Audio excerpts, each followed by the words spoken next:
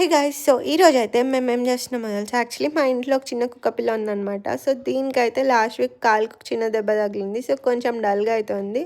So ఈరోజు pedigree తినిపిద్దాం అనుకున్నాము. So దానికోసమని ఇన్స్టామార్ట్లో పెడిగ్రీ చిన్న ప్యాకెట్ అయితే ఒకటి ఆర్డర్ చేసాము. ఇది చికెన్ అండ్ లివర్ గ్రేవీ అని ఉంది దీని మీద. సో ఎట్లుంటుందో ట్రై చేద్దామని చెప్పేసి ఓపెన్ చేసి చూసినాము. ఇది యాక్చువల్లీ చిన్న pieces and some liquid chicken gravy అని ఉంది.